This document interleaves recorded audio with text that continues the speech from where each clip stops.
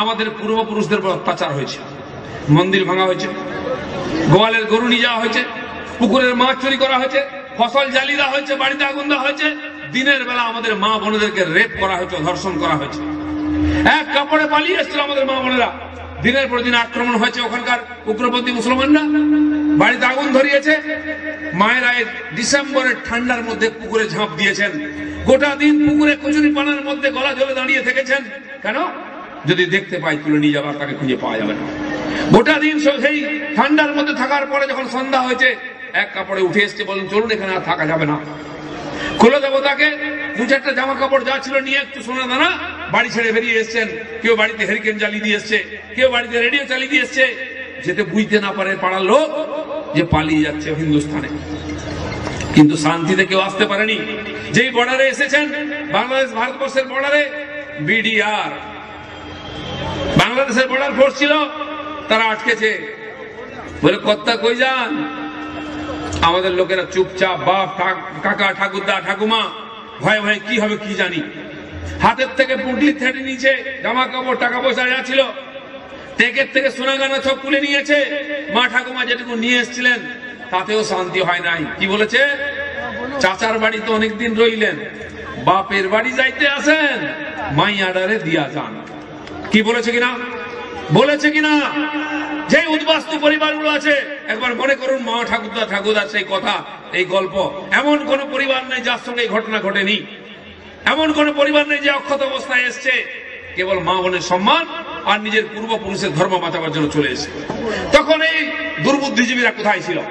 যখন দিনের পর দিন পশুর মতো হত্যা করা হয়েছে বাংলাদেশে হিন্দুদেরকে, মহিলাদের রাস্তায় নিয়ে রেপ করা হয়েছে, বাড়িতে আগুন জ্বালানো হয়েছে, মন্দির ভাঙা হয়েছে, মূর্তি ভাঙা হয়েছে, তখন পশ্চিমবাংলায় কোন বুদ্ধিজীবীকে রাস্তায় নামতে দেখিনি। আপনারা কোনদিন দেখেছেন কোন বুদ্ধিজীবী মিছিল করেছে?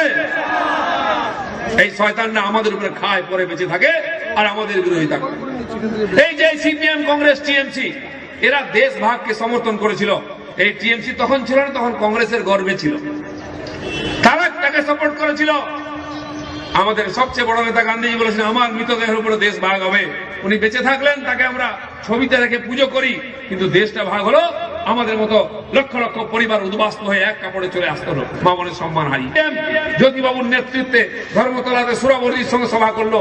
সেই সুরাবর্দি যে দুদিনের গ্রেট ক্যালকাটা কিলিং, ডাইরেক্ট অ্যাকশনের নাম দিয়ে হাজার হাজার হিন্দুকে হত্যা করেছিল, নিরীহ হিন্দুকে, একবারও তার সেই রক্তমাখা হাতে হাত মিলাতে জ্যোতিবাবুদের লজ্জা করেনি। তারা একসঙ্গে লাল আর সবুজ ঝান্ডা বেঁধে ধর্মতলায় সভা করেছিলেন। তাদের হাজার হাজার তখন সমর্থক ছিল দুই দলের, আর সেখান থেকে স্লোগান উঠছিল, যেমন আমরা বলেছি জয় শ্রীরাম বন্দে মাতরম, সেখানে স্লোগান উঠেছিল আগে পাকিস্তান মানতে হবে, তবেই ভারত স্বাধীন হবে। এখানে যারা বরিষ্ঠরা আছেন, সিনিয়ররা জানেন হয়তো সেই ঘটনা। তারা দেশ ভাগকে সাপোর্ট করেছিল এবং তাই হয়েছিল। 14 তারিখ দেশ ভাগ হয়ে পাকিস্তান হয়েছিল, 15 তারিখ ভারত স্বাধীন হয়েছিল। এই ইতিহাস আমরা ভুলিনি, ভোলাবার চেষ্টা করা হয়েছে। ডাক্তার শ্যামাপ্রসাদ মুখার্জি, এই কলকাতার ছেলে, বাপের বেটা, তিনি একমাত্র বিরোধিতা করেছিলেন। কেন্দ্রের মন্ত্রিসভাকে লাত মেরে দিয়ে চলে এসেছিলেন শিল্পমন্ত্রীর পদে, কারণ বাংলাদেশ পাকিস্তানে, তখন পুরো পাকিস্তান, পশ্চিম পাকিস্তানে হিন্দুদের অত্যাচার হয়েছিল। নেহরু লিয়াকত চুক্তি হয়েছিল যে নিজের নিজের দেশের সংখ্যালঘুদের সুরক্ষা দেওয়া হবে, আমরা দিয়েছিলাম। কোন মুসলমান খ্রিস্টানের উপরে হাত লাগাতে দিইনি। আজকেও তারা সুরক্ষিত আছেন, সংখ্যা বাড়াচ্ছেন, ভোট দিচ্ছেন, চাকরি করছেন, কিন্তু পাকিস্তান আর বাংলাদেশে লক্ষ লক্ষ হিন্দুর অত্যাচার হয়েছে, জমি বাড়ি কেড়ে নেওয়া হয়েছে, প্রাণ নেওয়া হয়েছে, মেরে তাড়িয়ে দেওয়া হয়েছে। তখন কিন্তু সিপিএম, কংগ্রেস, টিএমসি একটা আওয়াজ করেনি। এরা সবসময় পাকিস্তানের পক্ষে ছিল, আজকেও আছে। তাই ইমরান খান যা বলেন, মমতা ব্যানার্জি তাই বলেন, রাহুল গান্ধী তাই বলেন, ভুলে গেলে চলবে না। এরাই হিন্দু শত্রু। আর আজকে যে 3-4 দিন আপনারা দেখেছেন, বাস জ্বলছে, ট্রেন জ্বলছে, স্টেশন জ্বলছে, রেলের উপরে ফেলা হচ্ছে, এরা কারা? বলুন, কোন ভারতবর্ষের নাগরিক এরকম দেশের সম্পত্তিকে নষ্ট করতে পারে? কি পারে কেউ? আমাদের দেশের লোক পারবে? তারা কারা? এরা সেই লোক যারা ওপার বাংলায় আমাদের ভাইদের উপর অত্যাচার করেছে, আমাদের মা বোনের উপর অত্যাচার করেছে, আমাদের পূর্বপুরুষদেরকে লাত মেরে তাড়িয়ে দিয়ে সর্ব সম্পত্তি লুট করেছে, বাড়িতে আগুন দিয়েছে। তারাই আবার এখানে এসেছে এই পশ্চিমবঙ্গকে পশ্চিম বাংলাদেশ করার জন্য। মমতা ব্যানার্জি, সিপিএম, কংগ্রেস হচ্ছে সবচেয়ে বড় সাপোর্টার, তাই তারা সিএ এর বিরোধিতা করছে। বন্ধুগণ, আজকে লক্ষ লক্ষ মানুষ এখানে মতুয়া ভাইরা এসছেন, তাদের মন্দির ভেঙে দেওয়া হয়েছে, হরিচাঁদ গুরুচাঁদের মন্দির, তাদের বাড়িতে অত্যাচার করা হয়েছে মা বোনের উপরে। যোগেন মন্ডল বলেছিলেন আমরা হচ্ছে দলিত, আমরা নমশূদ্র, আমাদের সঙ্গে মুসলমানদের কোনো ঝগড়া নাই, আমরা থাকবো, আপনারা যাবেন না। তিনি মন্ত্রী হয়েছিলেন, কিন্তু দুর্ভাগ্য তার বাড়িতেও হাত পড়েছে। রাতের অন্ধকারে পালিয়ে এসেছিলেন, মন্ত্রী থাকা অবস্থায় পদত্যাগ করে আসতে পারেননি। এপার বাংলায় এসে পদত্যাগ পত্র পাঠাতে হয়েছিল পাকিস্তান সরকারকে। সেই জন্য ওদের সঙ্গে কেউ থাকতে পারবে না। আমরা ধর্মনিরপেক্ষ গণতান্ত্রিক রাষ্ট্র করেছি, কিন্তু পাকিস্তান আজকে ধার্মিক রাষ্ট্র, কেবল ইসলাম। তাই বাধ্য হয় বাংলাদেশ, পাকিস্তান, আফগানিস্তান থেকে বিতাড়িত অত্যাচারিত যে মানুষ, 6টি সম্প্রদায়ের মানুষ, হিন্দু, বৌদ্ধ, শিখ, খ্রিস্টান, পারসিক আর জৈন, এদেরকে আমরা এখানে নাগরিকত্ব দেবো ঠিক করেছি। এই 50, 60, 70 বছর ধরে হাজার হাজার পরিবার এরা ওপার থেকে চলে এসছেন এক কাপড়ে, জঙ্গলে, রাস্তার ধারে, রেল লাইনের ধারে, জলার উপরে মাচা করে বাড়ি করে বেঁচে আছে। বোর গায়ে কাপড় নেই, ছেলে মেয়ের মুখে খাবার নেই, 1, 2 প্রজন্ম, 3 প্রজন্ম কেটে গেছে। ঠাকুরদা ভেবেছিল আমরা বোধহয় নাগরিকত্ব পাবো, পাননি। বাবা ভাবলো বোধহয় আমি পেয়ে যাবো, পাইনি। আজকে ছেলে নাগরিকত্বের জন্য ছুটে বেড়াচ্ছে। সেই মানুষগুলো যারা ওপার বাংলায় ছিল, অখণ্ড ভারতের স্বাধীনতার জন্য লড়াই করেছিল, বিনয় বাদল দীনেদের সঙ্গে, মাস্টার সূর্য সেনের সঙ্গে, এদের বাড়ির ছেলেরাও প্রাণ দিয়েছিল। তাই আমরা স্বাধীনতা পেয়েছি, আজকে স্বাধীন ভারতে আছি। কিন্তু তারা অখণ্ড ভারতের লোক ছিল। একদিন 15 তারিখ সকালে দেখলো তারা পাকিস্তানের নাগরিক হয়ে গেছে, তারা ভারতের নাগরিক নয়। আবার অত্যাচার শুরু হলো, 72 হলো, মুজিবুরের নেতৃত্বে জয়বাংলা লড়াই হলো। এই হিন্দু সমাজের লোকেরা মুক্তিযোদ্ধা হয়ে লড়াই করে পাকিস্তান থেকে বাংলাদেশ করলো, স্বাধীন করলো। ভেবেছিল, মুজিবুর বলেছেন বঙ্গবন্ধু ধর্মনিরপেক্ষ রাষ্ট্র হবে, আমরা স্বাধীনভাবে থাকবো, ধর্ম আলোচনা করবো, পূর্বপুরুষের ধর্ম নিয়ে বেঁচে থাকবো, মা বোনের সম্মান সুরক্ষিত হবে। কিন্তু বঙ্গবন্ধুকে হত্যা করার পরে আবার হিন্দুর অত্যাচার শুরু হলো। তখন যে ঠাকুরদা ছিলেন পাকিস্তানের নাগরিক, তিনি মারা গেছেন। বাবা তখন বাংলাদেশের নাগরিক হলেন। তারপরে দেখা হলো আবার অত্যাচার শুরু হলো। ছেলে ভাবছে আর থাকা যাবে না, চলো হিন্দুস্তানে। আজকে পালিয়ে এসে এখানে নাগরিকত্বের জন্য খোঁজ করছেন। এই মানুষগুলো আজকে কোন দেশের নাগরিক নয়, বাংলাদেশেরও না, পাকিস্তান না, আফগানিস্তান না, ভারতেরও না। আধার কার্ড, ভোটার কার্ডটার নাগরিকত্ব নয়। দিদিমণি বোঝাচ্ছেন, যদি আপনি পাসপোর্ট করতে যান, আপনার অরিজিনাল খুঁজবে, তখন আপনি দিতে পারবেন না, স্বীকার করা হবে না, অতএব আপনি নাগরিক নন। তাই প্রত্যেকটি বাংলাদেশ থেকে আসা মানুষকে নাগরিকত্ব নিতে হবে, অ্যাপ্লাই করতে, ফর্ম ফিল আপ করতে হবে। দিদিমণি বলছেন আপনারা ফর্ম ফিল আপ করবেন না, খবরদার ওনার চক্করে পড়বেন না।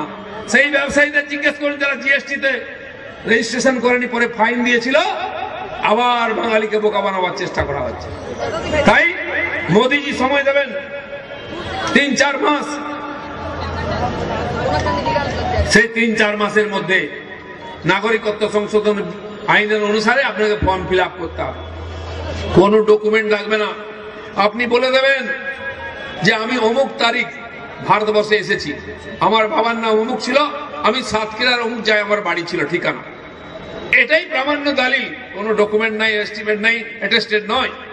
আপনি যেদিন ভারতবর্ষে এসছেন বলবেন সেই দিন থেকে আপনি নাগরিক। কেউ 80 সালে এসছে, কেউ 75 সালে এসছে, কেউ 85 সালে এসছে। আপনি আপনার ঠিক তারিখ লিখবেন। লজ্জা ঘাবড়াবার ভয়ের কোনো কারণ নেই। যেইটা আপনি সই করে দিলেন সেই দিন থেকে আপনি ভারতের নাগরিক হবেন। সেই জন্য 2014 31শে ডিসেম্বর পর্যন্ত যারা চলে এসেছিলেন তাদেরকে নাগরিকত্ব দেওয়া হবে। সেই জন্য আপনার কথাটাই শেষ কথা। এরা ভয় দেখাচ্ছেন কার্ড লাগবে, বাপের জন্মদিন, মায়ের জন্ম তারিখ লাগবে। কোনো মা বাপের জন্ম তারিখ লাগবে না। আমাদের মা বাপ ঠিক আছে, আমাদের চিন্তা নেই। যাদের মা বাপের ঠিক নাই তাদের চিন্তা আছে। তারা তাই লোককে ভুল বোঝাচ্ছে। তাদেরকে বলুন আগে মা বাপ ঠিক করো, কথা ঠিক করো। বিজেপি এবং সাধারণ মানুষ, হিন্দু সমাজের কোনো চিন্তা নেই। আর যদি কেউ কিছু বলে, আমরা আছি। যেমন জিএসটি লাগু করেছি, 370 হাঁটিয়েছি, তালাক বিল পাস হয়েছে, জিএসটি এটা পাস হয়েছে, সিএ, এই নাগরিকত্ব আইন চালু হবে। আগামী বছর দেখবেন এই সময় ভারতবর্ষের অনাগরিক কেউ নয়। যদি কেউ থাকে সে অনুপ্রবেশকারী মুসলমান। বাংলাদেশ থেকে অবৈধভাবে ঢুকেছে। নৈহাটিতে বোম ফাটাচ্ছে কে? খাগড়াগড়, ধুলাগড়ে বোম ফাটাচ্ছে কে? শিমুলিয়া মাদ্রাসায় কে বোম ফাটিয়েছে? বসিরহাট বাদুড়িয়া দাঙ্গা কে করলো? রানীগঞ্জ, আসানসোলে দাঙ্গা কে করেছে? সব জায়গায় বাংলাদেশি অনুপ্রবেশকারীদের হাত পাওয়া গেছে। সব জায়গায় বাংলাদেশি উগ্রপন্থী, জেএমবি, জিমি, সিমি, জামাত, আল কায়দা, এই টেররিস্ট অর্গানাইজেশনের নাম পাওয়া যাচ্ছে। এবং এদের মধ্যে তারা আবার টিএমসির মেম্বারও হয়ে গেছে। যদি কেউ ধরা পড়ে ভয়ের কোনো কারণ নেই। ঘাস ফুল ধরে মামাটি মানুষ জিন্দাবাদ বলুন, পুলিশের বাপের সাধ্য নেই আপনাদের গায়ে হাত দেয়। ওটাই হচ্ছে পাসপোর্ট, ওটাই হচ্ছে আই কার্ড।